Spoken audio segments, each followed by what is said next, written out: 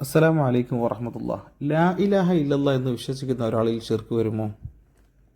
പുത്തൻവാദികൾ വാദിക്കുന്ന ഒരു മണ്ടത്തരമാണ് ലാ ഇലാഹ ഇല്ലല്ലയിൽ വിശ്വസിക്കുന്ന ആളിൽ ശിർക്കുണ്ടാവുമെന്ന്. അങ്ങനെ ഒരിക്കലും ഉണ്ടാവില്ല. നമുക്കറിയാം ലാ ഇലാഹ ഇല്ലല്ലാ മുഹമ്മദ് റസൂലുള്ളാഹ്, ഇതാണ് കലിമത്ത് തൗഹീദ്. ഈ ലാ ഇലാഹ ഇല്ലല്ലാ എന്ന തൗഹീദിൽ വിശ്വസിച്ചുകൊണ്ട് അയാൾ മുഅ്മിനായിരിക്കും, അല്ലെങ്കിൽ തൗഹീദിന് ഓപ്പോസിറ്റ് ഇതല്ലാതെ ഏതൊരു വിശ്വാസമാവട്ടെ അത് വിശ്വസിച്ച് മുശ്രിക്കായിരിക്കും.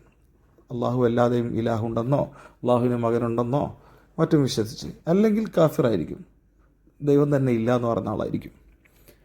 അല്ലാതെ ഒരിക്കലും ഒരാൾ ലാ ഇലാഹ ഇല്ലല്ലാ എന്ന് വിശ്വസിച്ചുകൊണ്ട് മുശ്രിക്ക്, അങ്ങനൊരു മുശ്രിക്ക് ഉണ്ടാവുകയില്ല.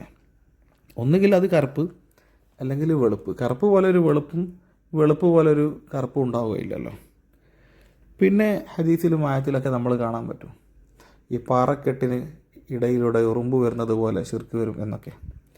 അവിടെ ഈമാൻ എന്നത് ഹക്കീക്കിയായിട്ടാണെങ്കിൽ ഷിർക്ക് അവിടെ ലുഗവി അല്ലെങ്കിൽ മജാസി ആയിട്ട് പറഞ്ഞതായിരിക്കും. അഥവാ യഥാർത്ഥ ഷിർക്കാണ് അവിടെ ഉദ്ദേശിക്കുന്നതെങ്കിൽ അവിടുത്തെ ഈമാൻ ഭാഷാപരമായതോ മജാസി അഥവാ കപട മുനാഫികളെക്കുറിച്ചായിരിക്കും. അവർ പ്രത്യക്ഷ അവർ മുസ്ലിങ്ങളെ അഭിനയിക്കുകയും നിസ്കരിക്കുകയൊക്കെ ചെയ്തിട്ട് ഉള്ളിൽ ഷിർക്ക് വെച്ചിരിക്കുന്ന മുനാഫികളെക്കുറിച്ചായിരിക്കും. അല്ലെങ്കിൽ യഥാർത്ഥത്തിൽ ഉള്ള ഈമാനാണ്, ഹക്കീക്കിയായ ഈമാനാണെങ്കിൽ അവിടെ പറയുന്ന ഷിർക്ക് മജാസി ആയിരിക്കും. ഷിർക്കുൽ അസർ. ഷിർക്കുൽ അസർ എന്നാൽ പൊങ്ങച്ചം, മനുഷ്യൻ്റെ സ്വഭാവ ദൂഷ്യങ്ങൾ, അതാണ് ആ ഷിർക്കുൽ അസർ കൊണ്ട് ഉദ്ദേശിക്കുന്നത് എന്ന് ഇമാമിങ്ങൾ നമ്മളെ പഠിപ്പിക്കുന്നുണ്ട്.